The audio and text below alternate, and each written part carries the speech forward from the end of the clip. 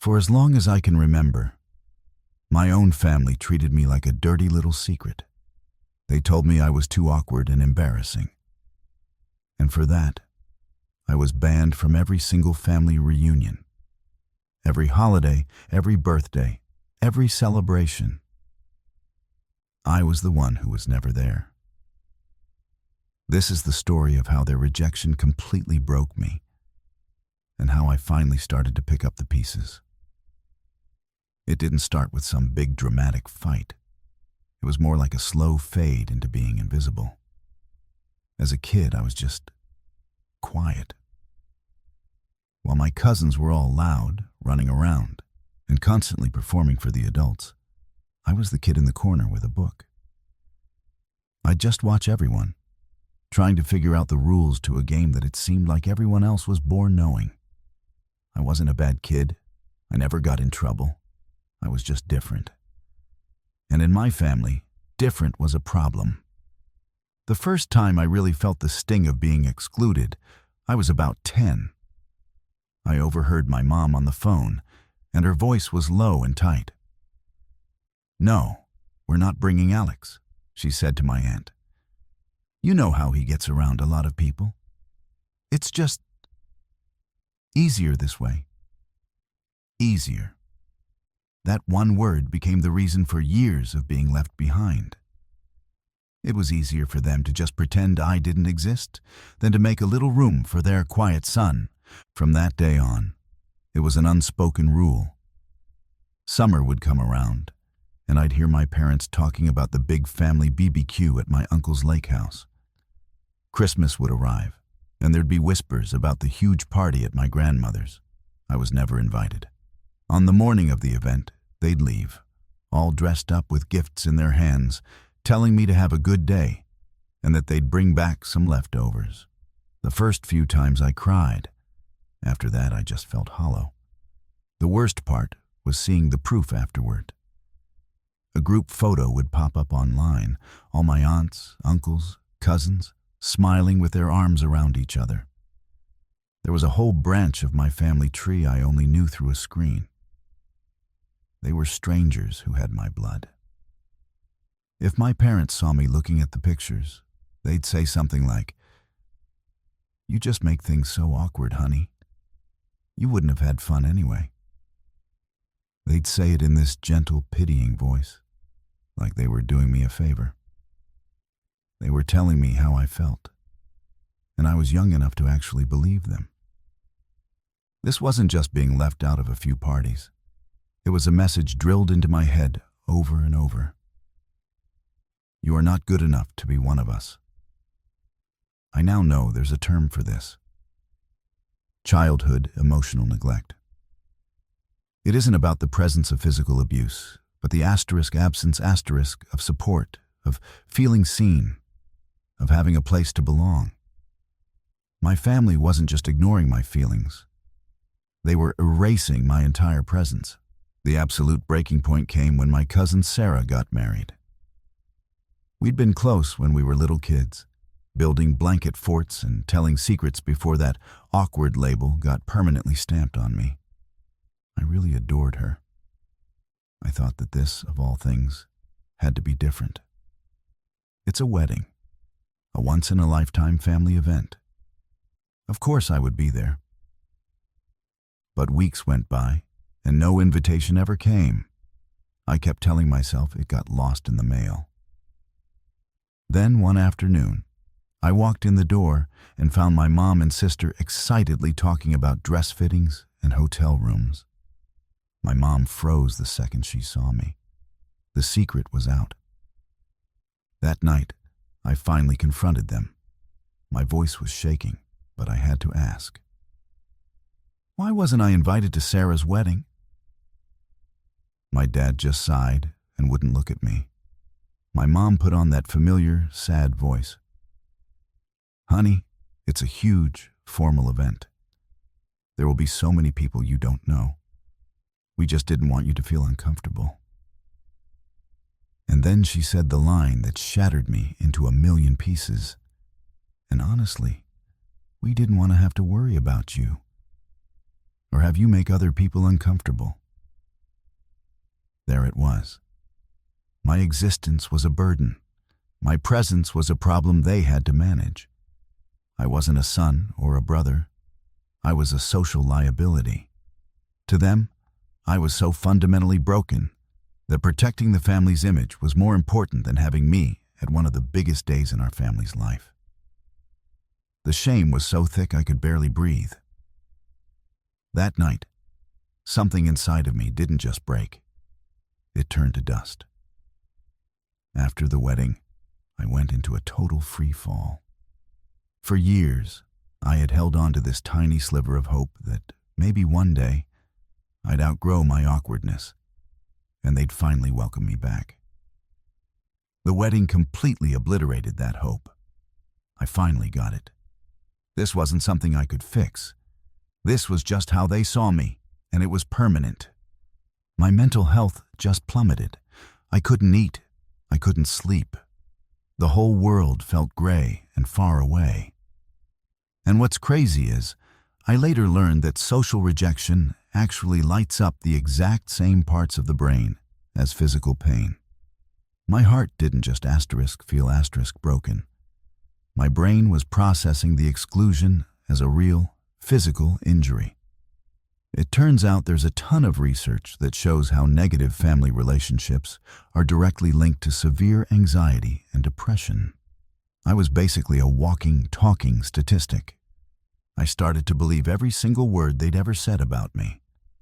I became a ghost in my own life.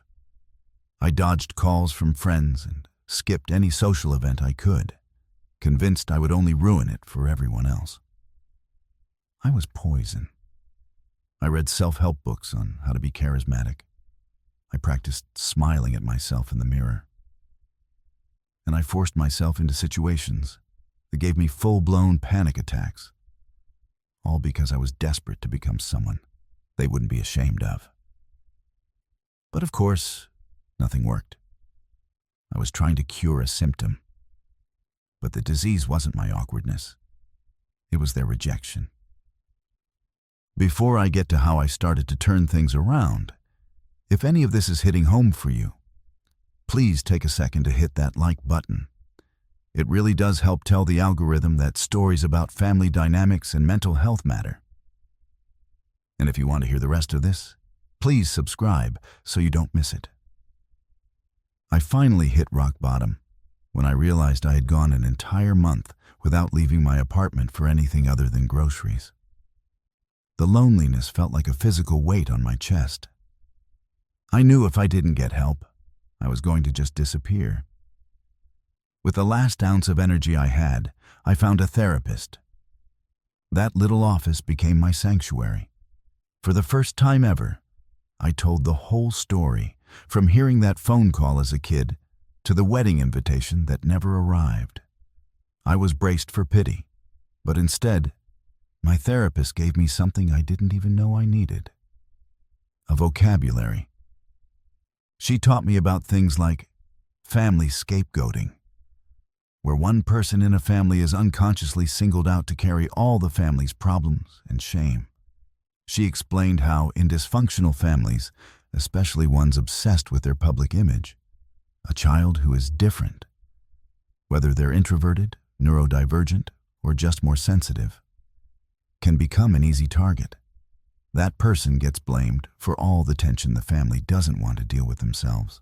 But the real breakthrough wasn't some big, dramatic confrontation. It was a quiet moment on that worn-out therapy couch. My therapist looked right at me and said, "It was never your job to make them comfortable. A family's job is to love all its members, not just the easy ones. Their inability to handle your quiet nature is their failing, not yours." It was like a switch flipped in my brain. My whole life, I had been trying to solve the wrong problem. *I* wasn't the problem. The problem was a family system that chose conformity over connection. I wasn't embarrassing. I was just a mirror reflecting a truth about them they didn't want to see. The feeling of relief was so overwhelming, I just sat there and cried. That single realization changed everything. I stopped trying to fight for a seat at their table. Instead, I started building my own. I set firm boundaries. I muted the family group chat that was just a constant source of pain. I stopped torturing myself by looking at their happy family photos on social media. And I put all that energy back into myself. I started getting back into hobbies I'd given up because I thought they were too nerdy or weird. I reached out to a couple of old friends, the kind of people you can just be quiet with, and they met me with nothing but warmth. Slowly, piece by piece, I started building what people call a chosen family, a community of people who saw my quietness not as a flaw, but just as a part of who I am. They didn't need me to perform for them. I could just be. About a year into this journey, the universe decided to throw me a curveball. My grandmother was turning 80, and my mom called. Her voice sounded hesitant, laced with an uncertainty I had never heard from her before. "We're having a big party for Grandma," she said. We were wondering if you'd want to come." For a split second, that 10-year-old boy inside of me wanted to scream, "Yes." But then, a calm, steady voice took over, the voice I had spent a year building in therapy. "Thank you for the offer," I said, my tone perfectly even and polite. "But I actually have other plans that day." There was just stunned silence on the other end of the line. My response wasn't angry or vengeful. It was just the truth. I did have plans. I had plans with my chosen family, who celebrated me for who I was, no conditions attached. The power dynamic had completely shifted. Their invitation wasn't the prize anymore. I was no longer the beggar waiting outside the gate. I was a man with his own home. Healing from being excluded by your own family isn't about finally getting that invitation. It's about reaching a point where you don't need it anymore. My family labeled me awkward and pushed me away, but in doing so, they forced me to find a strength I never knew I had. It forced me to build a life that was authentically mine, one that was based on self-acceptance, not a desperate need for their approval. The pain of being rejected by your own people is one of the deepest there is. It can leave scars that last a lifetime. But those scars don't have to be the end of your story. True belonging doesn't come from trying to squeeze yourself into a space that was never made for you. It comes from having the courage to build your own. Have you ever felt like an outsider in your own family? If you're comfortable, share your story in the comments. Let's create a space here where every single one of us belongs, exactly as we are.